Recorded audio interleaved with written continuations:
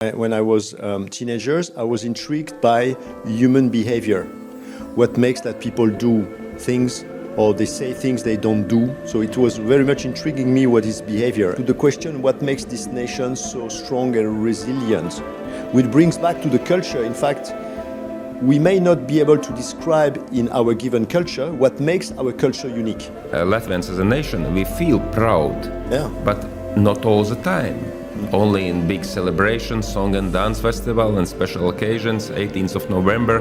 Decode the culture, then we can recode cultures when they are diluted by the influence of another culture, etc. So once we have the code, we can really preserve and amplify different cultures around the world. Alexander, bonjour. Bonjour. Welcome to Latvia. Welcome to Nordic Partners. Welcome to Māras Tīkls. Thank you. It is really a pleasure to welcome you here. And so let's get to the point.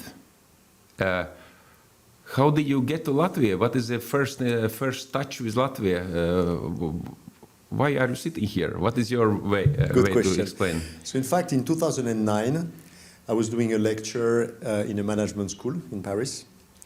And someone, Anta, from Latvia, was in an MBA program. I was doing lectures on, and she told me about arts and crafts of Latvia, and the potential connection with fashion design. And then she introduced me to Ciemos, the codes, and until 3 or 4 days ago, I did not really understand what it was all about, but it felt like there was codes, there was something embedded into those whatever scriptures or design, and I felt there was something special, and that's 16 years ago what triggered me. And also from a personal point of view, when I discussed with Anta, I felt there was something special in her as a human being, and that there was, I don't know how I don't want to describe, and that's what triggered me. And then time passed. I was informed about those codes, and after that, nothing special. And then, most probably 2 or 3 months ago, she came back to me and she said, hello, what's up? And then since then, we all have progressed, and that came to me again like, what it is that it's happening in Latvia and what makes this nation so special. Yeah, it's like your second coming in touch with Latvia, basically, we can say so. Yeah. Was there a result in your cooperation with Anta first time? What was the result of that? In fact, she envisions that those like graphic patterns from the culture of Latvia could be used in fashion design. So arts and crafts translated into fashion design. And as I was doing lectures in brand management, in a luxury and fashion design school where she was doing her MBA, she invited me to supervise her thesis about this connection between those ancestral patterns and how it could be used in fashion design. Yeah, and as far as I remember, as the result also was quite practical. It was diploma work of Anta, how to use this what we call in Latvian Latviešu zīmes, signs into wedding clothes. Exactly. It was something like that. Yes. So in fact, she was very much into that. Now she's not at all into that, but I understood that there was something very strong culturally, and that she. What struck me is that she was actually proud, and even she was in her 20s. Traditions were perceived by her as being important, and in modern times, sometimes traditions are opposed to modernism. And I felt that she was very much, proud and respectful, and also curious to understand what is the meaning of these designs. Yeah, so we can say We are thankful to Anta that Anta introduced you with Latvia, Latvia with you, and I know that tonight you are meeting her. Yeah, Is exactly. it so? So Anta, Hello. thank you so much Yes. on behalf of everyone. And okay, this is a good start. And how would you present yourself? Who are you? What is your background, education? What was essential in your life which brought you on this table now? What is the most? Since I started to think, I would say, when I was teenagers, I was intrigued by human behavior. What makes that people do things or they say things they don't do. So it was very much intriguing me what is behavior. And my way to understand behavior was through management. So I studied in a management school. And the second thing is that I'm very curious about human beings and the cultures. So I decided to select a management school in international trade with the intention of traveling the world, collaborating with corporations, and then try and find out, what makes my curiosity and love for different cultures. So that's what triggered me at the beginning. Then I worked for 3 multinational companies. And after 12 years, I had the opportunity to take a sabbatical year. So I made a pause. I traveled a little bit, and I then crafted what is now Manifeste, which is an artistic, humanistic movement, and an avant-garde luxury brand in the sense that when I launched Manifeste in 2006, the fact of taking time for oneself was not that popular, was not that frequent, and try to find out who we are, what brings joy in what we do.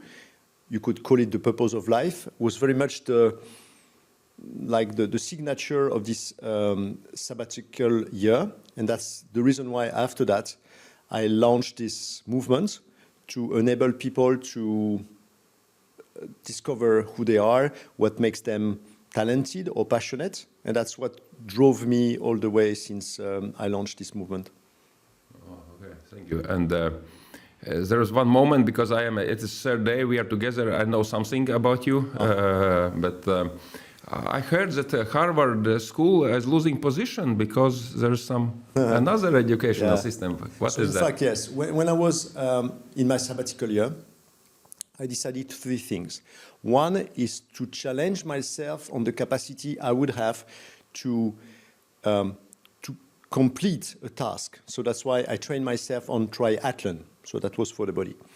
Then I also studied in an executive program at INSEAD, which is a management school, that after time, as you know, became first in the ranks of MBA worldwide, Harvard being the second.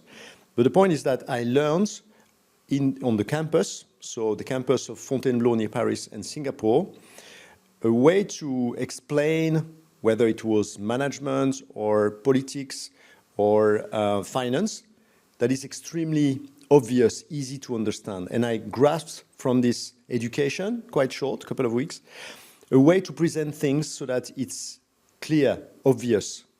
And that's what I learned from this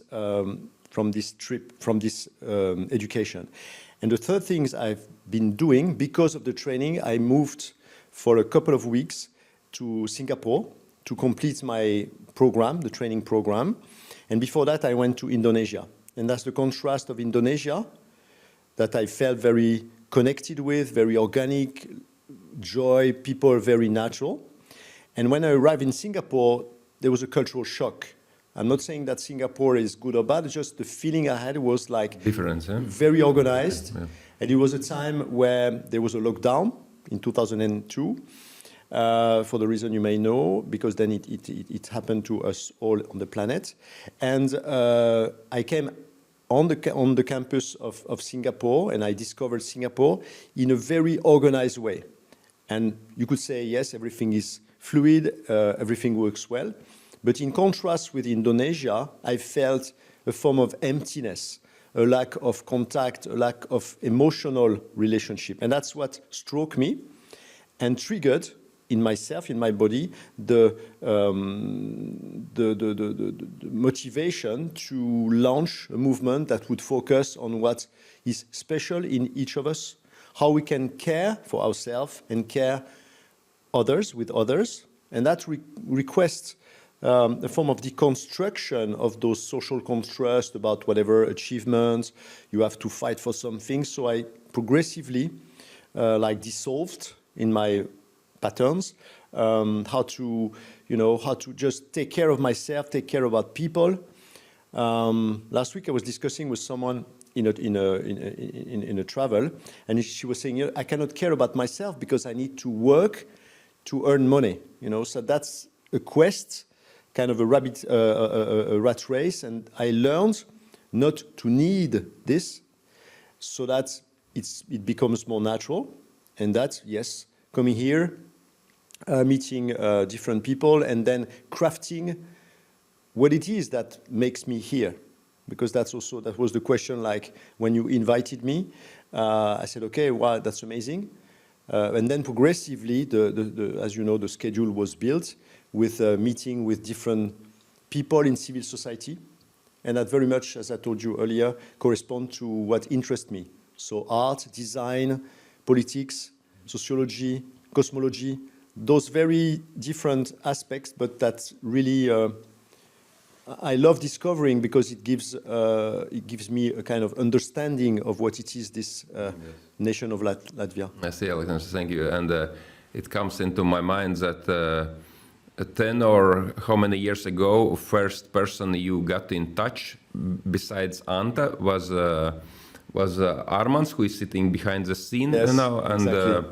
And Modris Tenisons, and those two guys were opening this Māras tīkls and Latvian zīme for the new generation to use it differently than before, and initiation to talk to you and invite you came from Armāns Strasts, who lives now in Bremen and visiting us now because of 18th of November. And he said, this is French guy, he represents haute couture or something like that, and art, and and he was so persistent, so I just knew that there's something good, important for us to meet. Okay. And we invited you, sorry to say, because of this one facade, and you came with all your world. And this is, thank you for that, because I see that you are so open-minded, open-hearted, and open-spirited person. Yes. And going back to question, basically you have created a tool to share your inner wisdom with the world, and this tool, I would say, the name of this tool is manifeste. So, can we get to that? Tell, what is that? So, manifeste is a platform, as you said, that cares about enabling people, individuals, to understand what they are talented, what makes them enjoy, what really is the nature of their talent. So I started from product design. That's how actually I met Anta, and that's what you see about what I've been doing. So I've been developing iconic, timeless objects, so for everyday life. But that's the design part. And then I went into coaching and training. I saw the limits of it, even though I like it. And then I tried to figure out what we call now empowerment. So what makes a person, a community, a city, a country feel empowered? So out of that, 4 years ago, I started in a country, Kenya, so to try and understand if you ask the population what would be the condition for them to feel empowered. That's what I've been doing. So I conducted 354 interviews online, remotely, with Kenyan fellows, and I learned what we call needs assessment, to try to find out, okay, if you would have a magic stick, what would you be changing, improving, so that you and your community will feel more empowered, like more free. And from this experimentation, from this experience, I developed an index, which is the Empowerment and Well-being Index, EWBI, and a series of indicators in order to measure, at the level of a community, a city, or a country, what is the level of freedom and what can improve, what can make these people, communities, cities, countries, improve what they already do well. But what I also understood is that, I mean, human beings, each of them have a solution to a given problem. Maybe they have used and they have implemented their own solution for their own problem. But if we, because we live in an interconnected world, if we identify what makes a city empowered from an economic point of view, then there are cities that are more empowered on the relationship between communities. They can learn from those cities that have developed a certain canonic, as I think you say, level of empowerment. So then came the vision of having a hub of interconnected cities and communities around the world, each of them specifically having developed a certain level of expertise. And I learned it from multinational company in business, where actually we call it best proven practices. Whatever works well in a country or a city, then we understand what are the patterns, what makes them successful in whatever domain, and we try to see what would be the condition for implementation in another location. So actually I just learned it from multinational companies in business, and now it's about understanding what makes a given city or if a location really advanced on a certain dimension, and what can other cities, other location, other community benefit from. So it's very much about the network. That's why then the MarasNet is the tool for like localizing the initiatives and the successes, and see how we can make others benefit from those proven practices, best proven practices. Yeah, thank you. And before a real question about manifeste in Latvia, I want to ask you, so 3 days in Latvia, first time in your life. Yep. And you have been treated in best way how it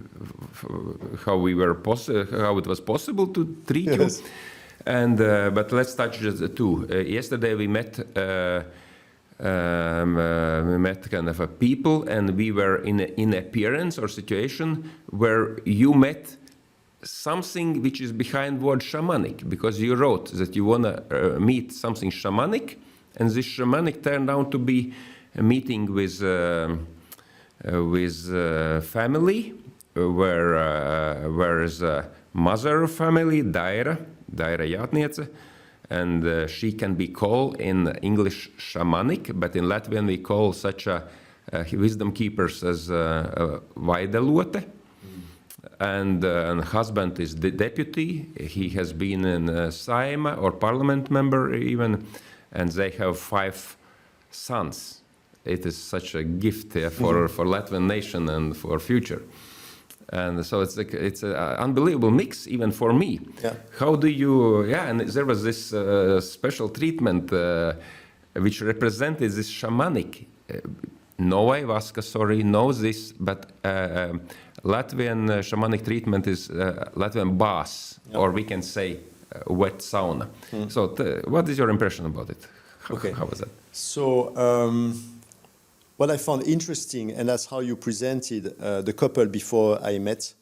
So the man is grassroots, is a farmer, so he knows what he's talking about, and I was just wondering what type of subject I can discuss with him, apart from the subject I don't know personally, even though my great-grandparents were most probably farmers. But on one side, this is the realistic, down-to-earth, person, and his wife is into cosmology and she's, I felt from the beginning that she has a wisdom, she has something to share. And so what I see as being representative of what, I would not say only what interests me, but also what matters. On one side, there is the materialistic world where actually we are producing content, we're producing whatever value, and that has an outcome that is visible with the eye, which is like whatever resources, whatever evolution, whatever we contribute on. And on the other side, there is this invisible world that you can call whatever, the emotional world, the relational world, well, that also matters. And it brings me back to the emptiness I was feeling when I was in Singapore. It's a well-designed city, it's working well. People seem to be happy, everything works well. But I did not catch this vibrant feeling of people. They have, they have something, they have a passion, it drives them, it moves them.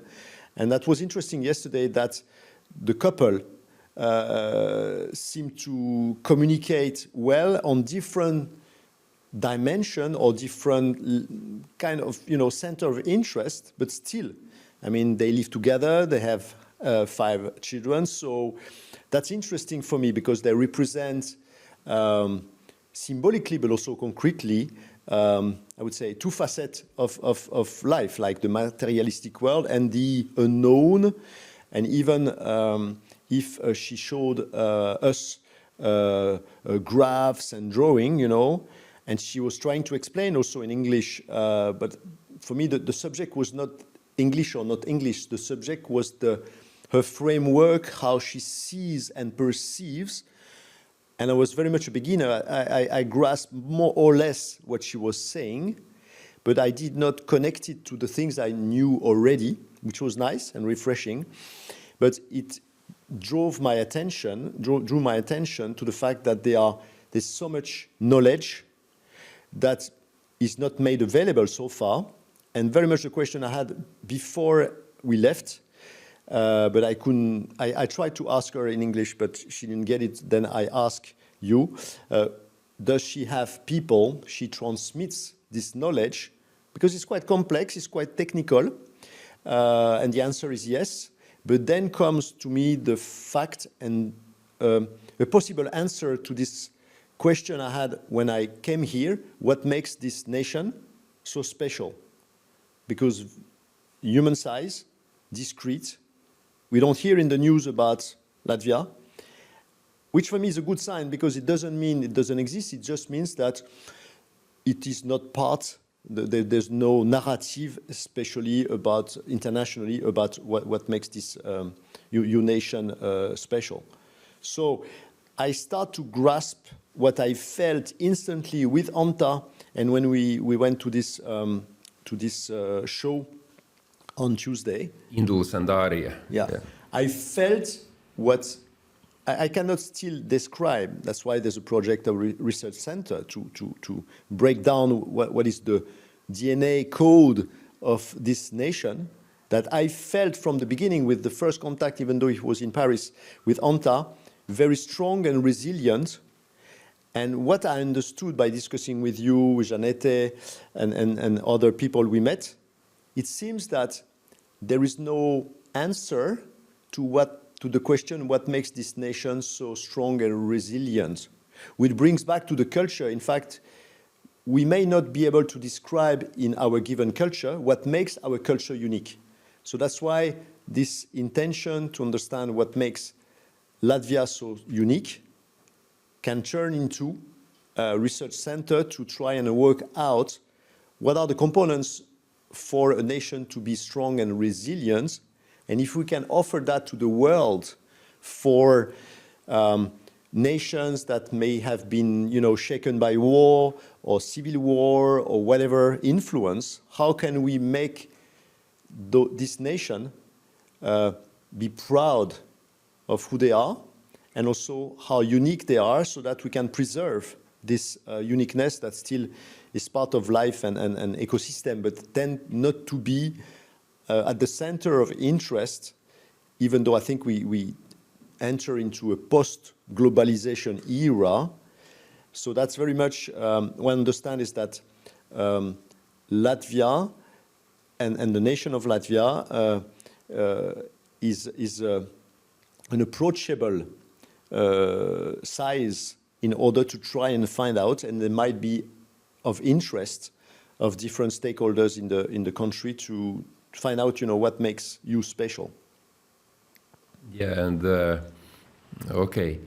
In those 3 days, besides yesterday, with shamanic treatment, you were in Academy of Arts. You met professors and doctors and art professionals, and today we were in Ciemos. It's our name for parliament, and we met a parliament member and official, Edvards Smiltēns. And so I see that you are getting ready to formulate a proposal to Latvia, or to official Latvia at least.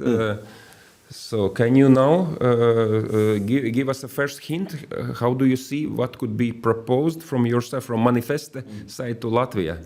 So in fact, there is something that's very important to me, for me, is that I am just an observer. I would say in the old days, there was someone from another country, whether it's a diplomat or someone in the colony staff, would bring whatever, So I'm not bringing anything, I'm just observing. And what I observe is that there is something special.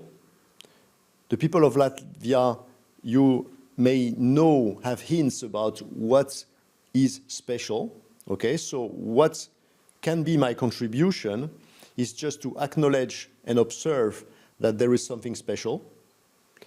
And then the proposal will only be valid if it's not only validated by Latvian people, but I would say if it can become an idea that they have. So empowerment is not about imposing things or projecting a vision, Actually, I'm not projecting anything. I try not to, So when Janete, for example, when we had this meeting, said, okay, Alexandre will present you, sir, with an amazing idea. I said, no, that's not an amazing idea. It's just an observation, whether it was in South Africa, whether it was in Brazil, Indonesia, and now Latvia. I mean, I'm not propelling anything else then. There is something which I do at individual level or group level when I do training, like we all have something special. This uniqueness, either we take it for granted or we consider it has value for ourselves and for people around us. So then comes a proposal that imposes it by itself, which is the definition of manifeste as an adjective. Like, it seems that if Latvia has been coveted, has been the theater of many, many things in history, twice independent, there is something that for me is intriguing, and it seems that can be of value for this nation at this very moment. And then I understood from the politic point of view this morning that there is a kind of a pivotal moment, okay, that having a structure can be like a research center that would focus on, like, crack the code, what makes this DNA culture of Latvia special. One is good for Latvian, so that they see that actually they have something unique. Then they may also realize that it's always nice, like two of the children of the couple yesterday, to go in the States to study or to live. It's nice. But in French we say, I would just translate from directly from French, like some people tend to see the grass greener outside of their own territory. And as I understand now that it's a challenge for the country at political level, then comes like, as you say, a fruit that is ripe, that having a structure and people collaborating to find out what it is that makes this nation special could be recognized by teenagers. So that maybe if there's a vision, if there's a project for the country internally, they may want to stay and contribute because they would have the perception they can build something interesting and valuable without having, and they can still do it, but without having to go outside the country. And that's not the first country in Europe or in other regions that is faced with kind of evaporation of young generations. But then comes another point, another layer in the understanding of human beings, is that if so-called the young generation, they move away from whether it's Latvia or Italy or Switzerland, because that's the same case, or Portugal, is because there is something that the nation does not provide. But as long as there is no consciousness about what is lacking, then we cannot improve if we don't know what would need to be added to the environment where those, young people may want to stay, So again, it's exactly the same understanding as when professors, they conduct a lecture, if the students, they are on their mobile phone, the problem is not the mobile phone or the student. The problem or the challenge is what is the real value that those professors provide to those people who may not know what is needed. But depending on the approach, they may feel that there is something they may want to grasp, pick, and that's exactly the same thing and the perception I had. I didn't present it this way to the Secretary of the Parliament, but like if people leave a country, they may not formulate why they leave the country, and the politician may not understand why they leave, but still there is a reason, or there a composite of reasons, and that intrigues me. But it's at the same time very clear that there is something lacking, and the reason for this move is just based on understanding what is lacking, and then you close the gap, and that's it. Yeah. Thank you for this, what you say, because I can call it outside wisdom or inner wisdom. Yeah. Basically, it is the same. Mm-hmm. It's how we look. And this is what we are missing. Because, of course, inhabitants of Latvia and Latvians as a nation, we feel proud. Yeah. But not all the time. Mm-hmm. Only in big celebrations, song and dance festival and special occasions, 18th of November. But not on daily basis, because there are some kind of doubts and uncertainties, which are in principle natural. Yeah? And we are talking about research institute which could prove scientifically, emotionally, and so on, that there is this value and we can be proud of, and it is proved. Yes. We can go and say, oh, exactly. It's we. And it would heal us out of these uncertainties, doubts, and so on. Can we say so? Exactly. So in fact, what you say actually cuts across the mud or the unclarity. Because in fact, once you realize that you are gifted, and if you have the playground to express your gift, you don't need to leave. So then the point is not only being proud of being Latvian, okay, but that's where the perspective of this research center can be very powerful, is that if there is a research center somewhere in Latvia, and if there is so much interest from the world about this research center, then all the population of Latvia may ask themselves, but what makes our nation so special, so that we don't just come for tourists?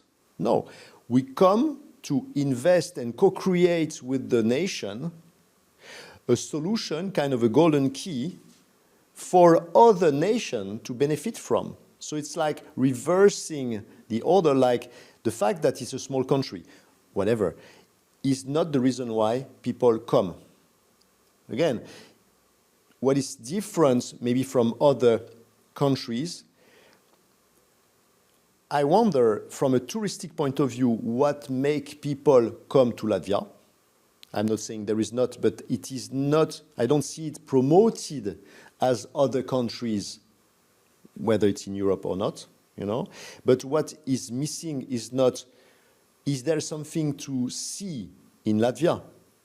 But there is something to feel and understand, and has not been formulated, at least there was not, I haven't been given a playbook or, you know, a book of what it is that Latvia has reached, whatever reason. But I had a conversation with Janette 2 days ago when she said, yes, there is, it was at the Academy of Art. If you remember, Janette said, yes, there's someone from the US who came with the question, what makes your nation so special? And I said, wow, that's the first or the second day I'm here. Janette is going to provide the answer. And I said, so, Janette, what did you say? A couple of reasons, but not, as we say, a compelling reason or a composite of compelling reasons that would say, okay, because, as you say, kind of a scientific or, you know, a rational way, because of this. And that's what intrigues me as much as the Zime. There is something, that's why I'm using the notion of code.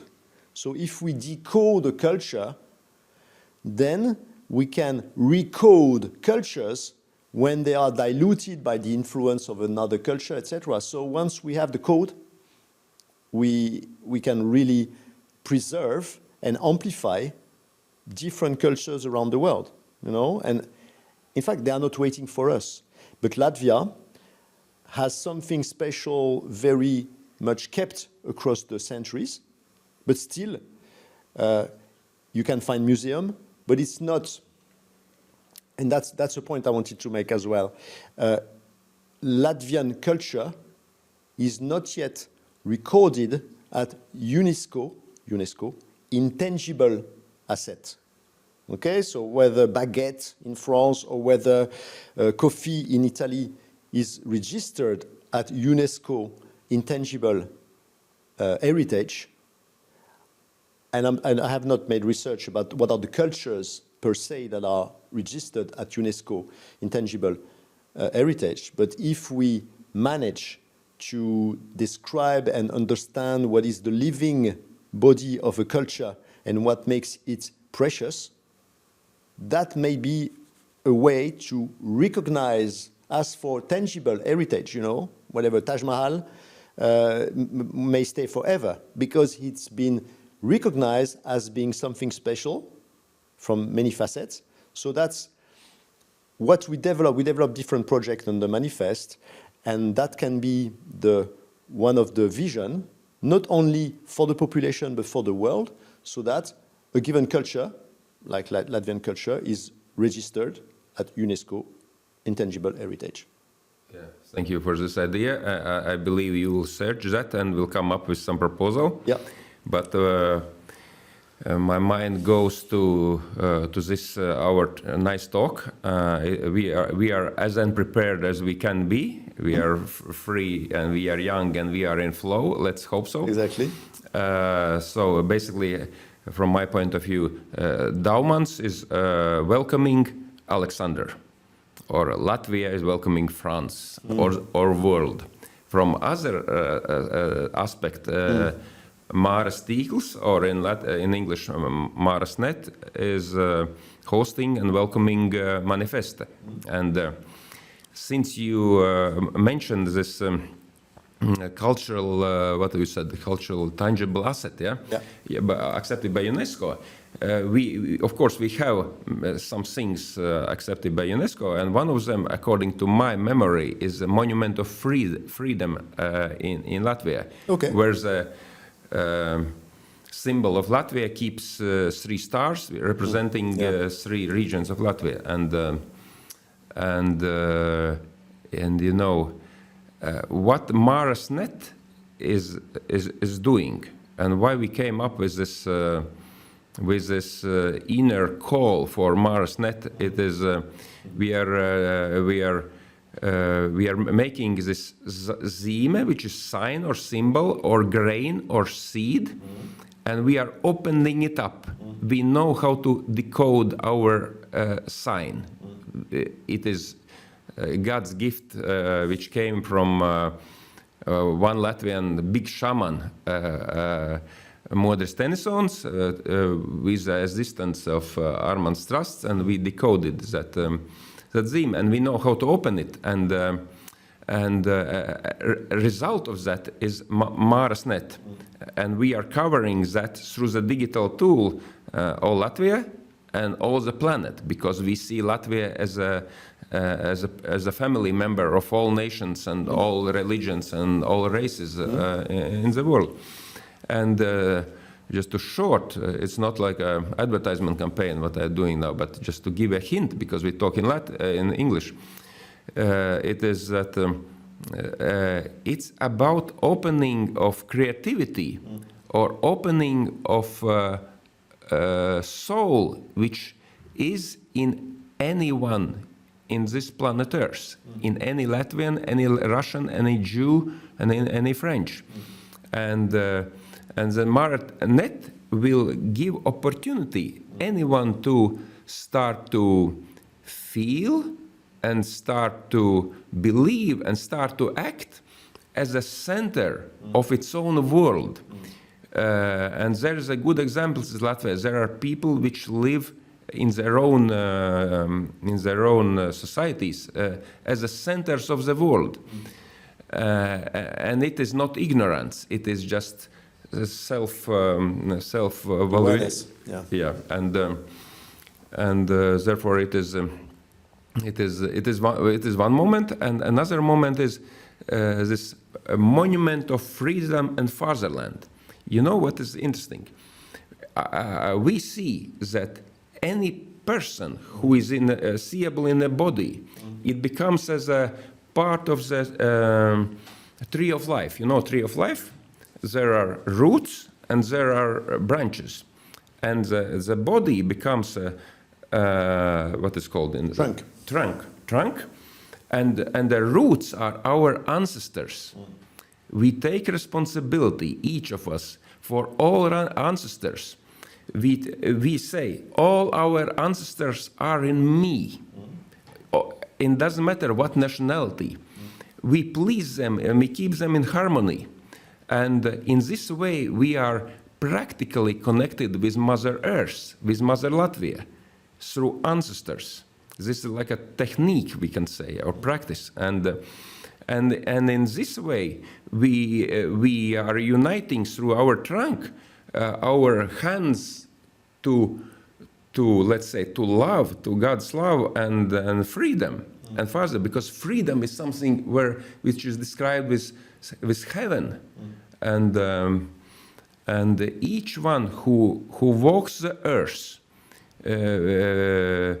becomes a living example how to be always in a flow, always in connection with the moment of now, like we are now.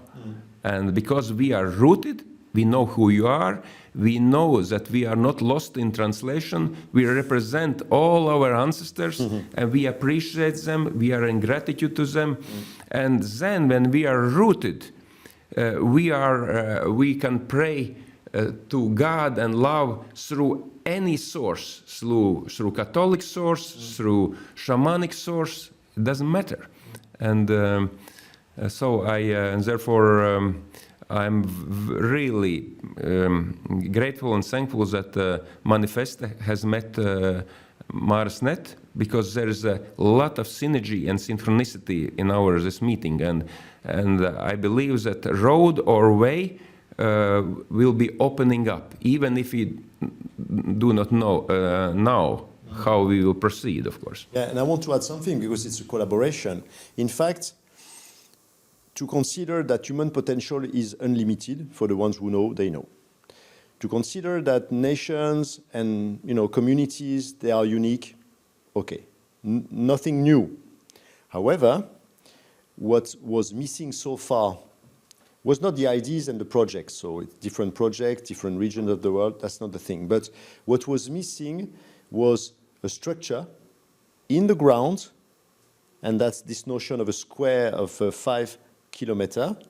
That is a cartography of the world that was at this stage needed for whatever project we develop, because, as you say, people tend to live whatever they are in their community and their world, but knowing that somewhere, whatever, in Costa Rica, is a healer, for Daira, for example, could be seen as a healer, she might not know about it, except if she's connected with this person, but via Marasnet, there would be a spot, a square activated under what we call dimension health, for example, where actually she could actually, thanks to this Marasnet, look and search, if she wants, for people who have activated projects that are in the same dimension, let's say health. And by doing that, not only she will connect with people as she would do using social network, but she will use this tool to exchange, to learn, to transmit. So that's why the Marasnet is the structure for the eclosion or the development of the seeds. And I mean, again, my intention with Manifest is not to create the seeds. We don't create the seeds, but Marasnet and Manifest have the capacity, because we see the same potential, so that we collaborate, so that we can identify who is doing what on that planet, and we can make the connection thanks to our, so far, the network we have developed under Manifest, you know. So it's interesting and it's a fruitful collaboration. So again, Manifest has developed a vision. Marasnet has also developed a vision through you, and that's a combination of both that makes it traceable. And then, you know, once you can measure and identify, you can amplify.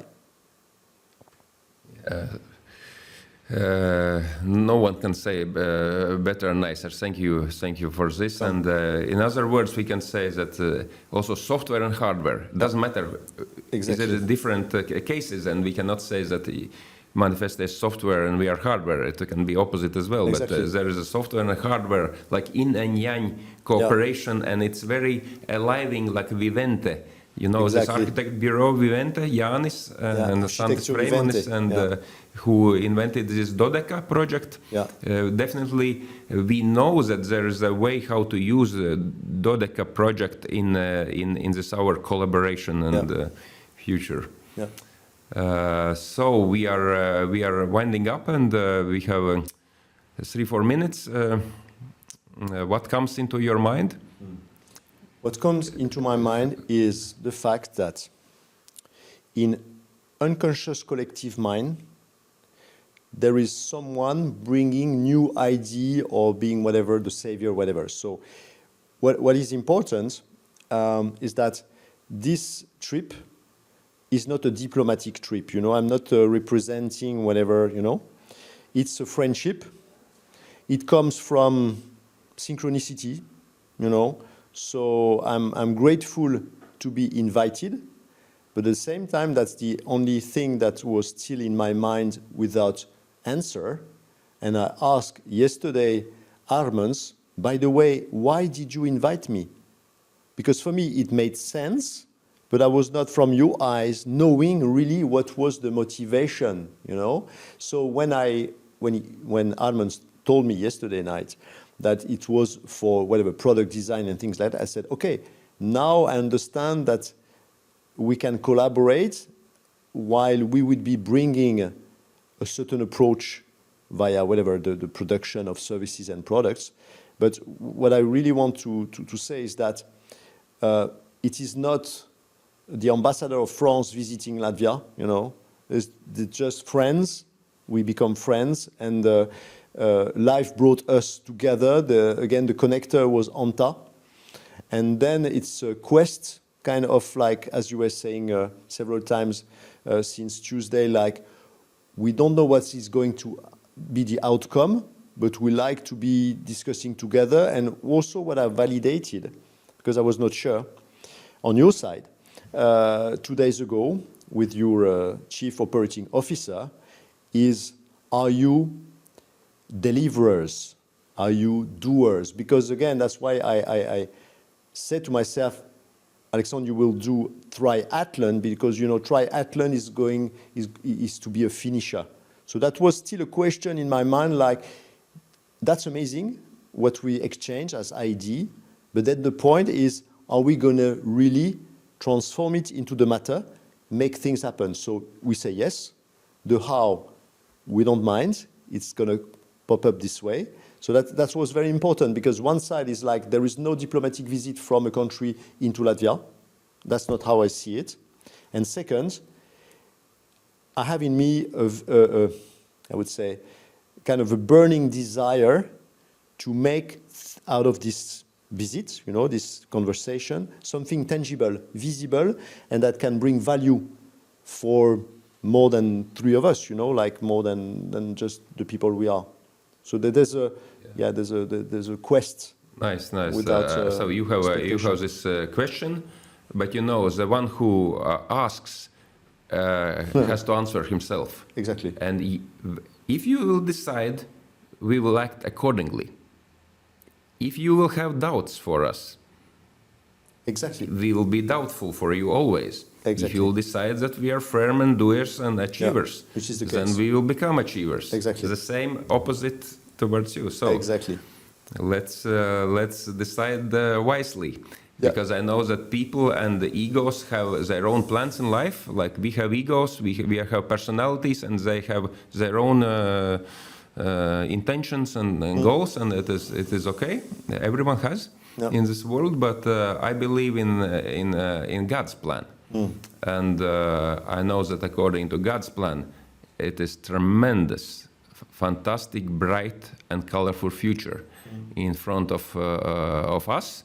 In front of Manifeste and Māras tīkls and Zīme, and in front of humanity, and of course Latvia as a land, nation, and the country. And the same I wish to you and to France, because for me you represent France. You are so French as it must be. Okay. Thank you very much. You're welcome. Thank you, Daumanta. And bon voyage for us in future. Thank you. Thank you.